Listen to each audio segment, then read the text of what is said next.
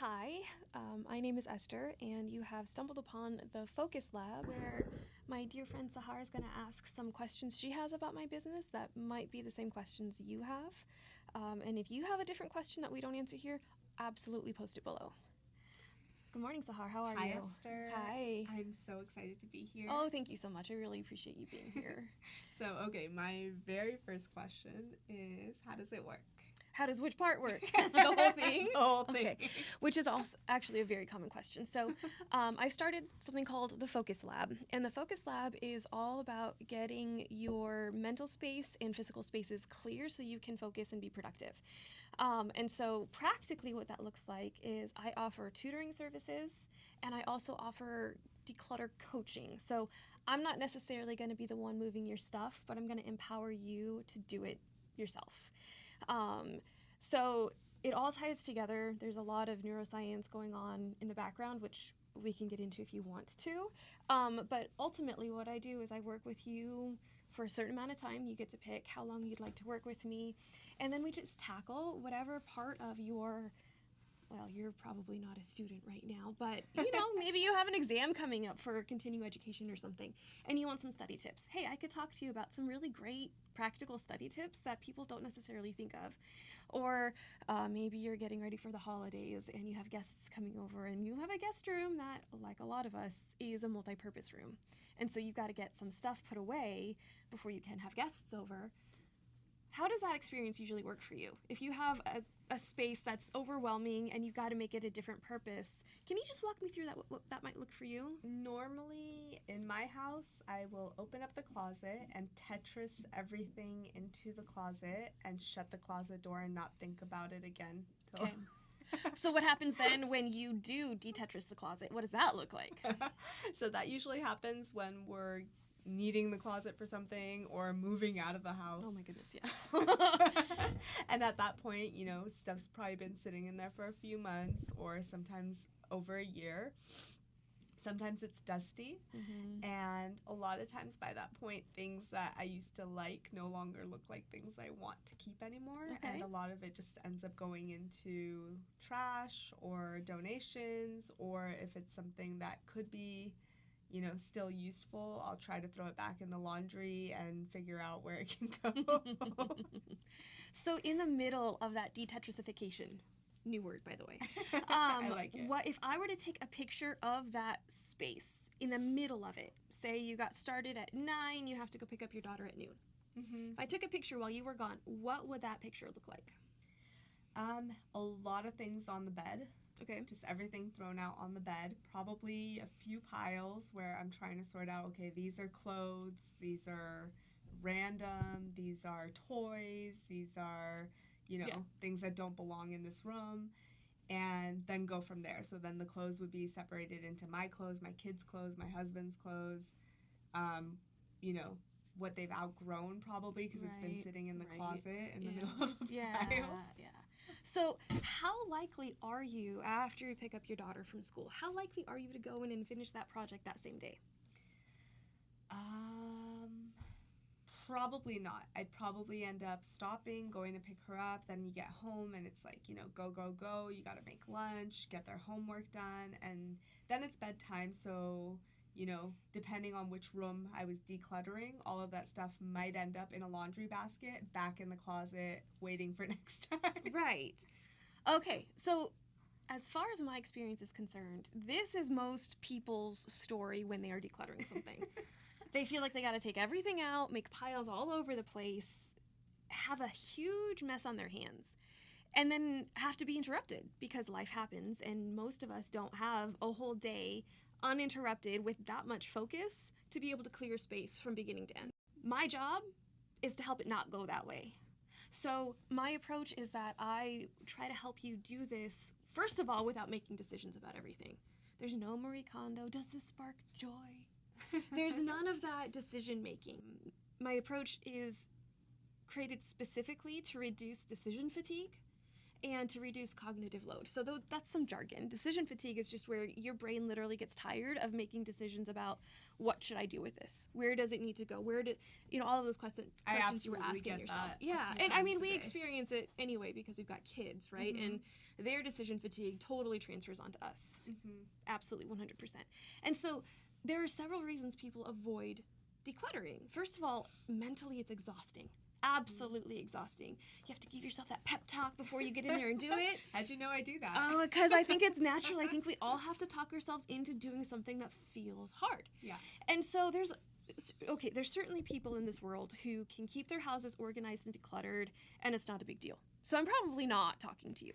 But for a lot of us, even if our houses are neat and tidy, there's probably that one space that feels overwhelming. Absolutely. Yeah, like, there definitely is. That's the Monica closet, right? The one where you just shove everything. Close a door, nobody go in there and look at that.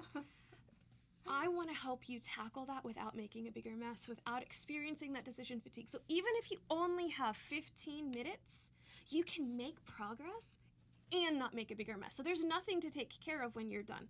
It's just done. So you don't have any to-do lists hanging over your head about these things that you have on the floor. You don't have to try to keep track of what it was you were looking for and which pile did I put that in? Wait, was that in this room or is that a pile in another room? Right? Yeah. It's amazing because people think that they have to get organized. That's the solution to everything, is just to get organized. I would argue that the solution is to declutter. Now, declutter doesn't mean get rid of everything. We're not talking about minimalism here. What we're talking about is making your space usable for you, when whatever that looks like. And I have lots of strategies to help with that. So that's the decluttering side of it. That would be awesome. That's the decluttering side. And a lot of people could use that decluttering side.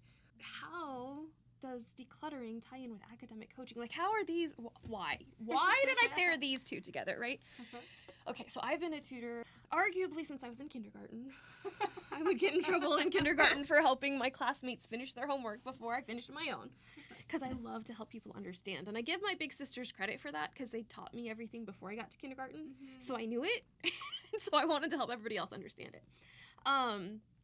So I've been tutoring officially, like actually with people who hired me to help them learn since I was in high school. And I don't want to tell you how many years that's been, but you look at the gray, okay? We'll just let that do the talking.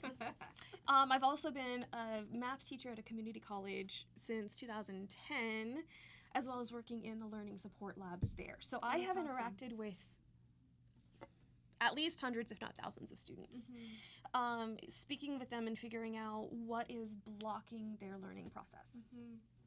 And oftentimes, it's not even the content in front of them. It's not the math. It's not the physics. It's not the chemistry. It's other stuff going on.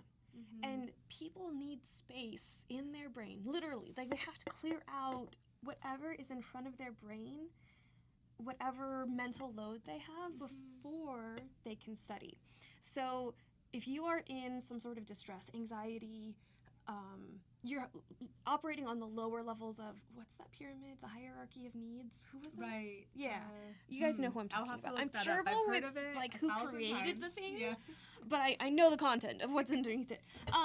So on that hierarchy of needs, the safety factor comes first. And when we're stressed or anxious, or if we're experiencing those things that make us feel that anxious and stressed feeling, we can't really learn effectively. And then trying to learn spins our wheels and we spiral downward.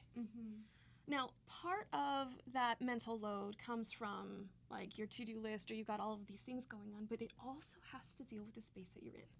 So if you are trying to get work done in a space where you can barely move, it's taking extra brain power. And it's making it difficult for you to focus, not only because there's stuff all over the place and it's hard to find a space to do it, but if it's your space and you're responsible for it, it's talking to you in the background. Oh, yeah. Take care of me. You got to fold me. You got to find the place that I belong. Where's my mate? All of those things. That was all laundry related. How is that all laundry related? Laundry's the biggest one. Seriously. Laundry and dishes. Man. But if you have a mess in your space, it reminds you of all of the things you're not doing. And so how are you able to focus on that new thing you're trying to learn, which is already by itself a challenge? And then you have to deal with all of these other things in the background. So I have learned in my life that if my space is cluttered, I can't focus on anything.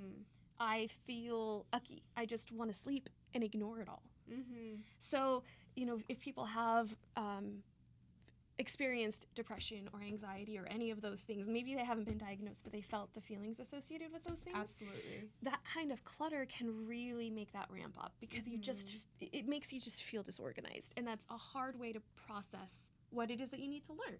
And so my philosophy is, if we can organize your space, which really means declutter, if we can organize your thinking, which really means not only, so yes, decluttering, but also working on how you think about yourself.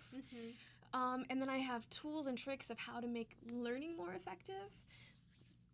And if we can get all of that together, you can experience yourself and thus your life in a new and calmer fashion. That makes sense. So for most people, it's going to feel like, well, I tutor the kids and I help the moms declutter, or dads, or whoever. But really, they tie hand in hand. And the tricks I have to help people study or learn really map to the tricks I would use to help people get their spaces clear. Yeah. So that makes sense. And it's really all about changing how you see yourself and your environment and knowing how to sort in your brain so you can more effectively access that information and retrieve that information. Or in your house, where do you put the things so that you actually know where it is? And it's all about spatial reasoning and like memory of a picture almost. So my learning style is I'm a spatial learner. So I remember where on the page I saw the thing. Or when I'm thinking about my house, I think about where in the house did I put whatever it was that I was looking for. And they tie together very, very closely. And so I'm able to use the same tricks for both. That makes sense. So, well, my next question would be, how long does it normally take from, let's say, the first time you walk into someone's home and it's crazy, as most of our homes probably are, and you start working with them? How many sessions? How long per session? Or so I let the client choose how long per session. I usually start out with an hour because people do experience burnout. Although sometimes people get really motivated and make a lot of progress. But at that point, after an hour, people tend to know kind of what it is that I would say. I become this little voice in the back of their head saying, okay, these are the things that you should ask yourself. And so after an hour, you will have made enough progress in your home to have that motivation to keep going, like to be like, I can do this. I've built my confidence. That you have momentum to go for a while on your own. How long? It kind of depends on who you are and what your space looks like.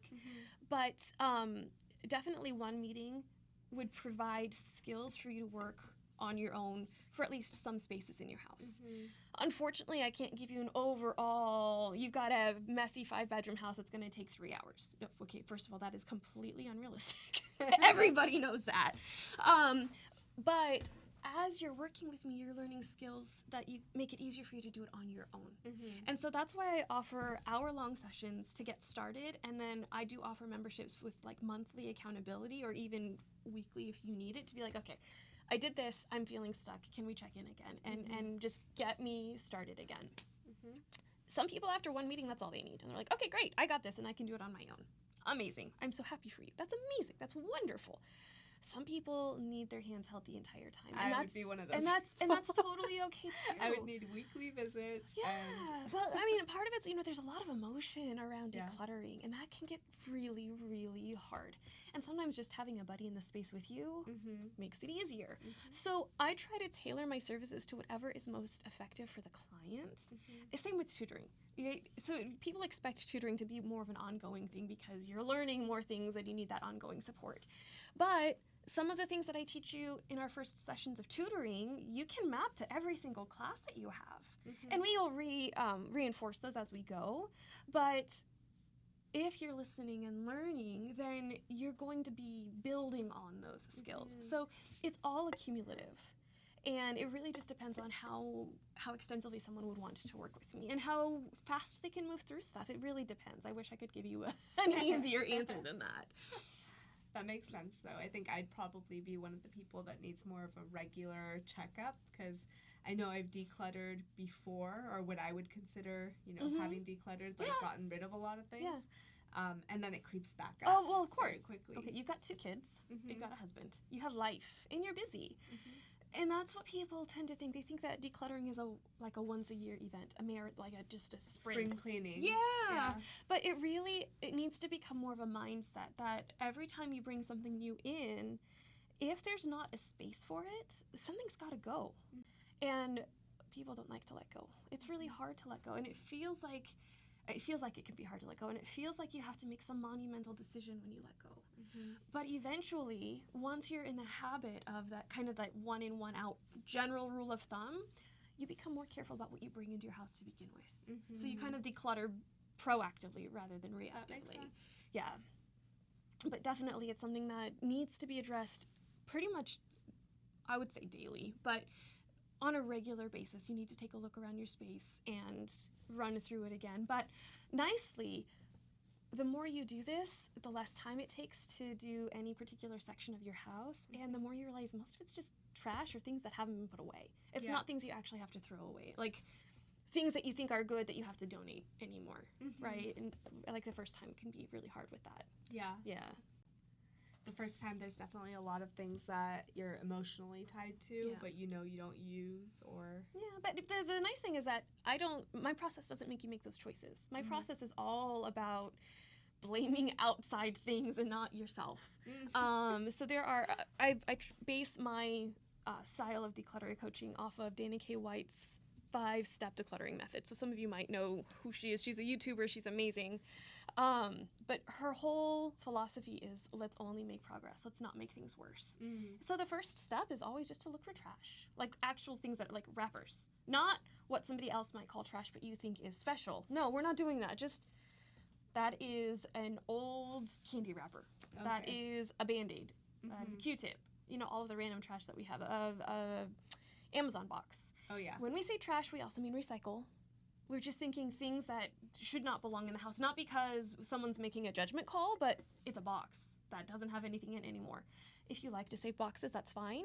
Collapse it, put it where it belongs. Yeah. Wherever you store your boxes. That makes sense. And what do you do with the kids' projects?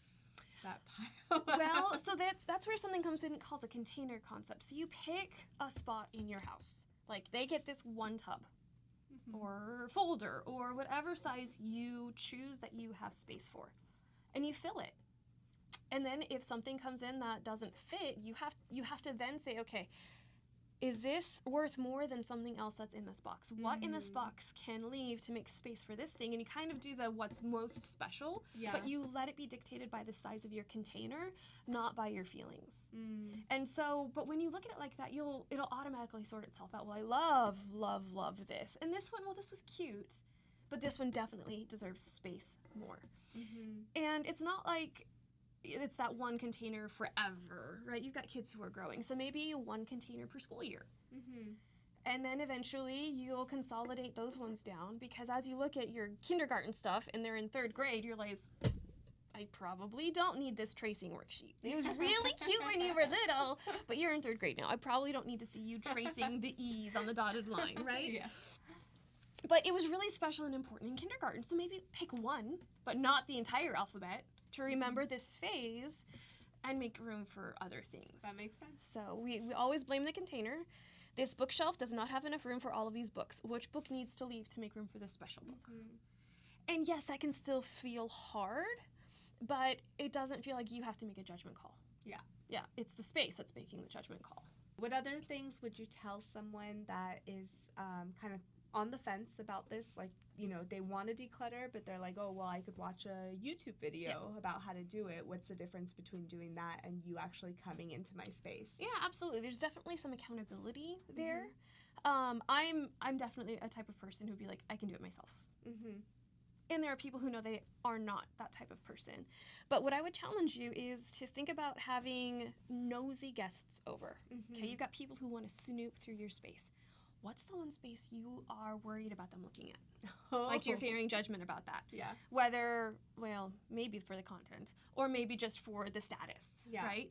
And if you're worried about they're judging you because your space is messy or because you have this collection of things or, whatever that feeling is, whatever reason you want to shut that door and not have anyone look at it and ask yourself, do I know how to get through this space effectively without feeling overwhelmed and quickly?